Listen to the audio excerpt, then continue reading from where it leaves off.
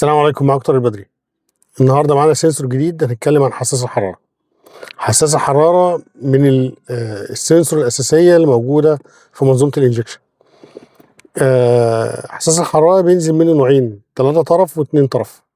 اغلب الموجود في العربيات بيبقى 3 طرف. التلاتة طرف بيبقوا عباره عن طرف 5 فولت، ده بيبقى جاي من الكمبيوتر رايح للسنسور، وطرف ارضي، والطرف الثالث ده الفيدباك اللي هو الاشاره اللي بتيجي من السنسور ترجع للكمبيوتر تعرفه.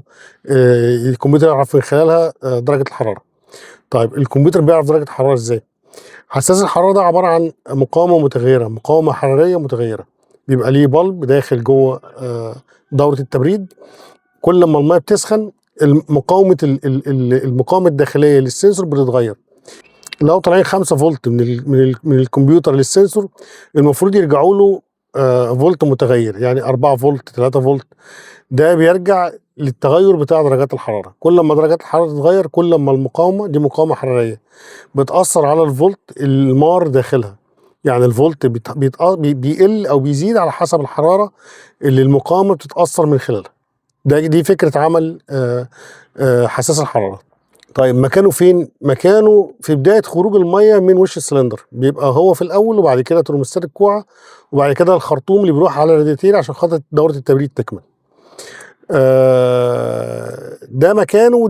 وظيفته إن هو بيتأثر بالحرارة فبيغير مقاومة المروحة. نفس فكرة عمله هي نفس فكرة عمل مقاومة المروحة اللي بتبقى موجودة على قميص الرادياتير.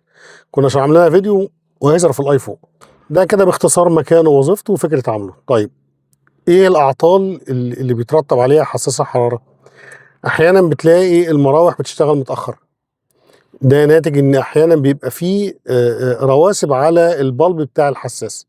لو بتحط ميه حنفيه بتبقى بيعمل رواسب املاح وبتعمل تآكل في الجسم بتاع المحبس. ده بيخليه الحراره ما تبقاش رايحه له مباشره. بيبقى فيه عازل بين الميه وجسم الحساس نفسه. ده بيحتاج ان انت كل فتره تفكه بصنفره ناعمه، تصنفره عشان خاطر يبقى الميه ملامسه لجسم السنسور على طول. طيب ايه تاني اللي يخليه يبوظ؟ عمره الافتراضي. المقاومه بتبقى عمرها الافتراضي انتهى خلاص، وتبتدي تقرا قراءات غلط. يا تحس بالميه متاخر، تلاقي العربيه سخنت والمراوح لسه ما اشتغلتش، يا اما تدي قرايات ان العربيه سخنه، تلاقي امبير الحراره رافع معاك والعربيه عاديه جدا وبارده. او ان العربيه مثلا الصبح بدري وانت بتدور تلاقي الار بي ام واطي جامد، العربيه مش قادره تدور معاك خصوصا في الساعه.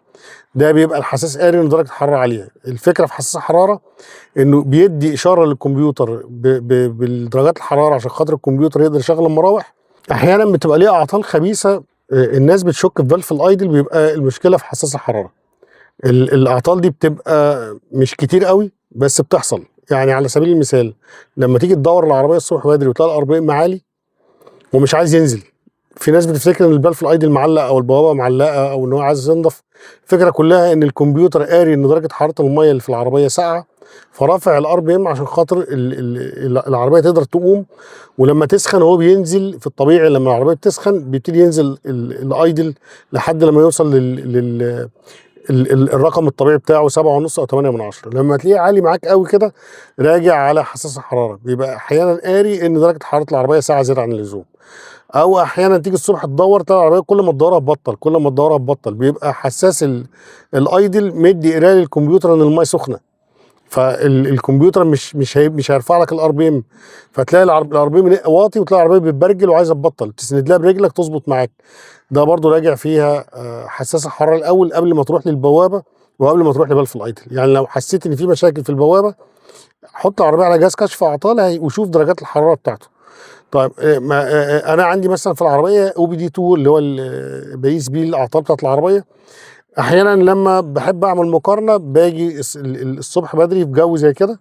يعني مثلا عندك على الموبايل درجات الحراره بتبقى مكتوبه جنب الساعه، درجه الحراره بتاعت الجو ما عندك بتبقى موجوده على الموبايل، بتشوفها على الاو بي دي.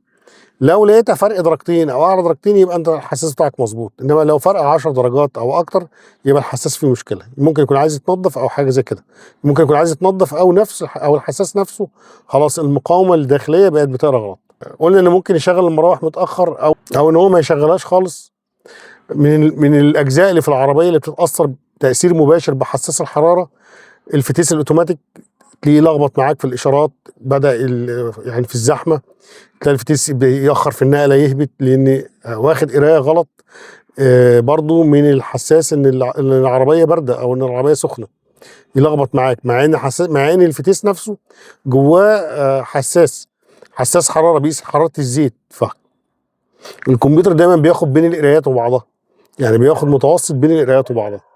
من الحاجات اللي ليها تاثير مباشر على حساس الحراره الضفيره، لو ضفيره العربيه محمصه، السلك مقطوع، الفيشه مكسوره، البنات راجعه لورا، الحاجات دي كلها بتاثر على حساس الحراره. فالضفاير بتاعت العربيه لازم نراجع عليها.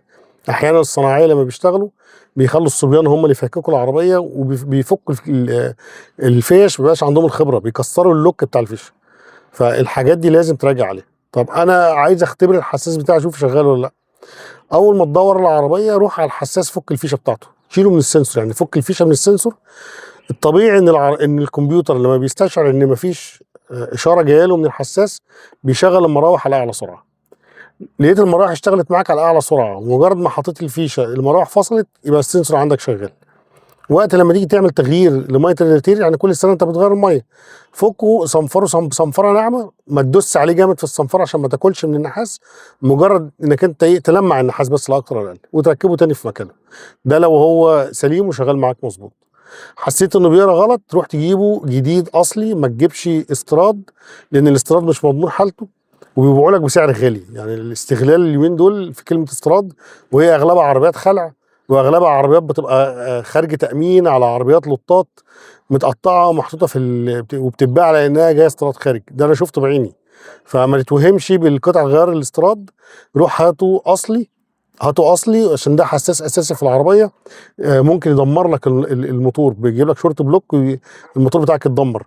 العربيات الجديده بتبقى البلوك بتاعها المونيا، زي عربيات كيا وهيونداي وبعض العربيات الحديثه من الصيني. الصناعيه بتخاف تعمل جوان وش سلندر المواتير دي، يقول لك روح هات شورت بلوك، فهتبقى تكلفه عاليه قوي. فمش خساره انك انت تشتري حساس اصلي، ده بالعكس انت بيفرق معاك جامد في العربيه. برضه من الحاجات اللي لازم تاخد بالك منها ان حساس الحراره الخاص بالمراوح لوحده، وحساس حراره تاني مختص بالامبير اللي قدامك لوحده. في عربيات تانية بيبقوا الاتنين الامبير وتشغيل المراوح مع بعض، بس الامبير بيشتغل عن طريق تاخد القرايه من الكمبيوتر هو اللي بيدي القرايه للعداد اللي قدامك. طب ايه المشكله في الحساس الحراره؟ حساس الحراره لو العربيه الميه نقصت فيها ومفيش ميه موجوده حوالين البلب اللي داخل جوه، البلب بيفضل ثابت على اخر قرايه هو واخدها. يعني لو العربيه قاريه في النص والحراره مظبوطه والميه نزلت وانت مش واخد بالك، العربيه تجيب منك جوان وش سلندر، والعداد الحراره يبقى ثابت مكانه. يعني ناس كتير جدا العربيه تجيب معاه جوان وش سلندر يقول لك العربيه ما سخنتش، هي فعلا العداد ثابت لان مفيش ميه حواليه. حساس الحراره مش لاقي ميه يستشعر بيها الدرجه، فبيفضل ثابت على اخر حاجه هو واقف عليها. امتى يعلى معاك؟ لو في كميه ميه قليله مع هواء، ما تكونش الميه كلها لحقت نزلت، يعني التسريب يكون ضعيف، يبتدي يعلى معاك. انما في عربيات بيحصل ان الكوعه بتاعت الميه بتضرب مره واحده، او العلبه بتاعت الريداتير بتضرب مره واحده، فالميه بتنزل بكميه كبيره، فالمؤشر يفضل ثابت مكانه. فلازم كل فتره تراجع على كميه الميه بتاعتك، هل الميه بتنقص ولا لا، هل في تسريب ولا لا. وارد جدا ما يبقاش عندك تسريب في دوره التبريد، بس يبقى عندك مشكله في غطا الريداتير.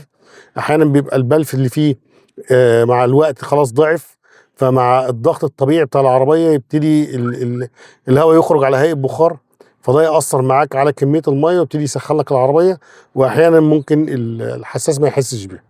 فدي حاجات لازم تراجع عليها عشان ما تقعش في مشكله ان ممكن الميه تنقص والحساس يبقى قاري معاك ان العربيه الميه فيها مظبوطه. عشان تقيس الحساس لازم تيجي يكون معاك افوميتر، وبتقدر تقيسه عن طريق بدبوس صغير كده تحطه في البنات بتاعتها، لانه عشان تقرا صح لازم تكون الفيشه راكبه. فانت بالدبوس بتقيس من الخلف تشوفه مظبوط ولا مش مظبوط، بتشوف قرايته وهو واقف والعربيه بارده، وتشوف قرايته وهي العربيه شغاله وبتسخن معاك، هل المقاومه بتتغير معاك، الارقام بتتغير على الاف ولا لا. فده فكره عمل حساس الحراره. ان شاء الله الفيديو اللي جاي هنتكلم عن ترموستات الكوعه، الفيديو اللي بعده هنتكلم عن حساس الاكسجين. دي كلها سنسور متعلقه باستهلاك البنزين. يعني حساس الحراره ده استهلاك البنزين احيانا بيبقى هو سبب فيه. تلاقي دخنه سودة وانت بتدور على العربيه الصبح، العربيه الاستهلاك فيها عالي، العربيه بتبقى سخنه وهو قاري لك ان درجه الحراره مظبوطه. كل ما العربيه تبقى سخنه والمراوح تتاخر استهلاك البنزين يعلى، ان درجات الحراره بتاعه العربيه ليها عامل كبير قوي على استهلاك البنزين. ينفع تسخن جامد الاستهلاك يزيد، ولا ينفع تبرد جامد انك انت تلغي ترموستات الكوع وتبقى فرحان انك لاغيه، ده برضو يعلي معاك الاستهلاك ويأثر على البلوك بتاع الموتور عامه، يخليك تبقى تدخل في عمره او شمبر بدري. فده كان كل حاجه عن فيديو النهارده. ليك استفسار سيبولي في تعليق وان شاء الله ارد عليه. والسلام عليكم ورحمه الله وبركاته.